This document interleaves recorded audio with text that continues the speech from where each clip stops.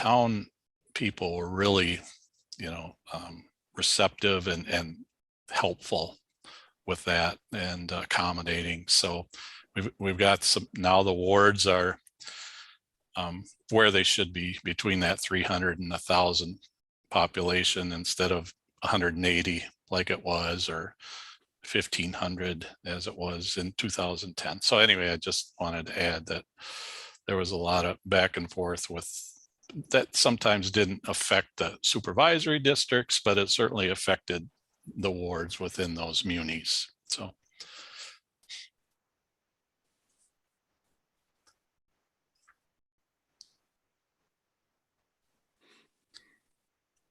Was the city of Menominee, was that why they made some of those adjustments? Was because of the ward voting? It Yep, was. Don't worry, Ann. We didn't get your horns back on your particular district, so it's just the one elephant trunk. So you should still be okay. But yeah, Lowell and Randy wanted to see a little more of the neighborhoods being held together in the River Heights area, particularly, and then over on the east side by Dick's and in there.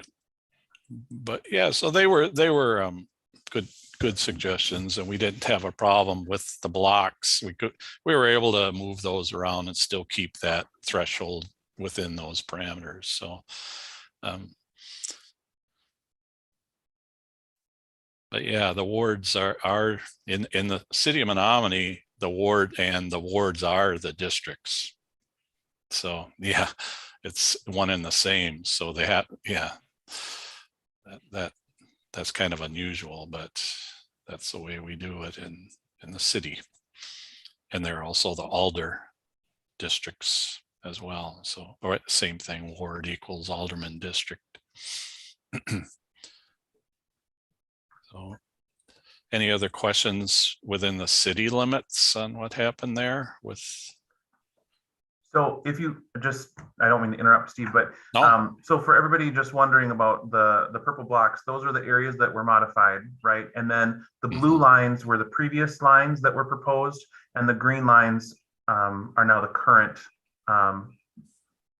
proposed. So you can see in this section in D, right, the original lines were in blue. We kind of flopped them based on some city feedback to the green lines. Just basically like what Steve had said, to keep some of those neighborhoods together. Similarly, down in South Menominee, in the River Heights neighborhood, there was that blue line that kind of cut the River Heights neighborhood apart. We kind of moved some of those lines to just be along Bongi Drive to kind of keep that neighborhood intact. So those are just some of the slight modifications in the city of Menominee. I just wanted to point out what those blue and green lines were. Thanks. Yeah, thanks for that. Are there any other questions about any of the other revisions that happened? There were some slight tweaks in some of the other wards, but nothing too big. It was, I mean, in the city, you can see it's just like a block or two here and there. And then the ward maps that were put together by the municipalities.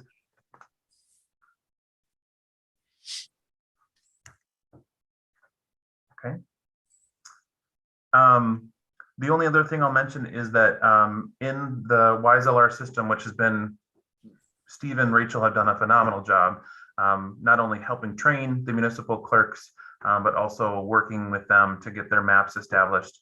Of the 16 municipalities that needed to complete a redistricting component for, in that yellow box that you can see on your screen for municipal wards, 9 of them have been completed in this system.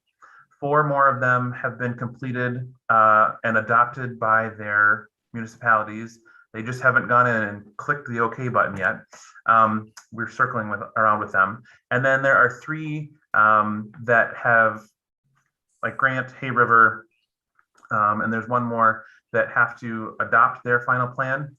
And they will all be adopted and completed by Monday, next Monday, so that we can have the full maps ready to go for the supervisory district complete redistricting plan at the Dunn County Board of Supervisors meeting on the 9th. So I just wanted to point that out. So there's a couple that are meeting next week on Monday or Tuesday to complete it, and the only straggler is meeting on Monday the 8th. But everything will be completed and ready to go for the Tuesday, November 9th county board meeting. So I just wanted to point that out. Are there any other questions about this final plan or any of the modifications that happened?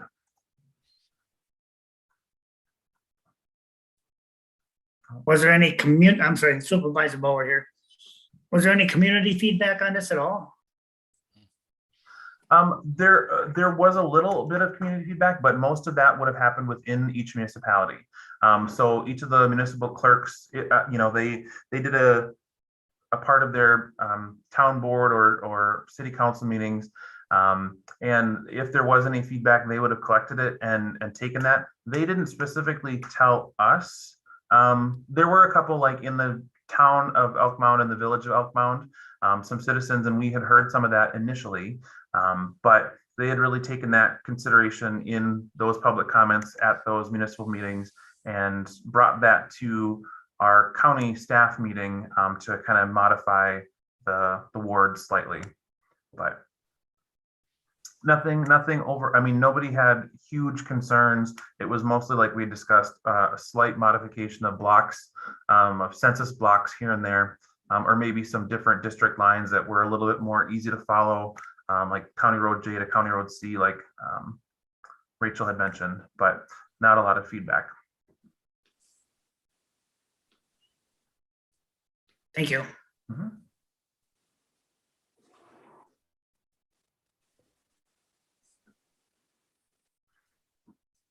So, I mean, that's kind of it. Rachel, Steve keeps claiming this is his last redistricting. We'll see if we can't get him around to stick around for another 10 years and do the final one, but he's pretty convinced that this is his last one. But Rachel and I really have discussed that hopefully, in a decade, well, hopefully Rachel and I are both still here, as are many of you, we would like to really, if there's a full normal redistricting process, really kind of take things apart and spend some more time to develop some lines that really make a little bit more sense. We just didn't have a lot of time with the compressed timeline for the census data release in August and when we did this. But especially in the city of Menominee, we'd love to kind of take some of that apart in 10 years and frame things up a little bit more succinctly. But that'll be a task for another day. You also presume that it'll be better in 10 years. It could be worse. That's very true. Yes, very, very true.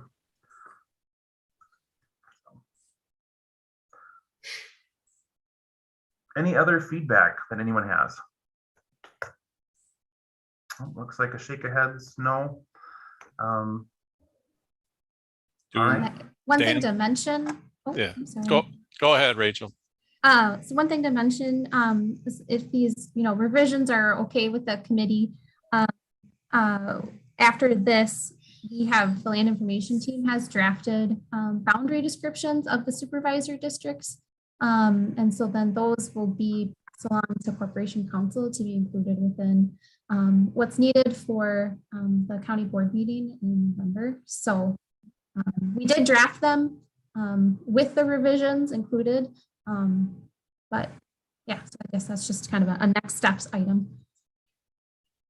Thanks. Yeah, good point, Rachel. That those go on the resolution, I believe. And do we need any action on this to say, yes, this plan looks good to the committee, or is the committee going to meet again before county board meets? No, I see Paul shaking his head no. So nope, the plan isn't for another redistricting committee. I think it would be good to have a motion of approval for these modifications that we can kind of bring forward to the county board. So I would entertain a motion at this time to adopt the final tentative plan, or the final plan for county redistricting. If anybody wants to make that motion. I'll move to adopt the plan. Supervisor Johnson moves, Supervisor Rogers with a second. Is there any further discussion on this redistricting? Okay, hearing none. All those in favor signify by saying aye. Aye. Aye. Aye. Aye. Any opposed? Any abstentions? Excellent, that passes. Well, that was probably the fastest meeting, hopefully, that we've ever had. So I'll take a moment if I can, Andrew. Yeah. So I've been, like the other members of the committee, been able to watch and just see the product that you and Steve and Rachel have worked on. And it's been very nice to see it looks complete. It appears to have been very responsive. It appears to have been collaborative, and it appears to have been incredibly efficient. What gets lost, I know, is the amount of work that has been done by staff to get us to this point, especially in this compressed timeline. It's not lost on me, and I hope it's not lost on anybody, that we normally have a lot more time to do this, and there's a lot of people to work with. So I wanted to express my appreciation and my admiration to staff who worked so hard and made this appear to me to be such an easy task. I know it wasn't, but from my perspective, it was easy. And that's maybe the best measure of the success of what you guys done, that it appears to me to have been pretty seamless and efficient. Well done. And thank you for the time and effort. Thank you, Paul. I appreciate that. Okay. Well, I appreciate everyone taking the time on this Friday afternoon. I hope everyone has a great weekend. With that, we are adjourned. Thanks so much.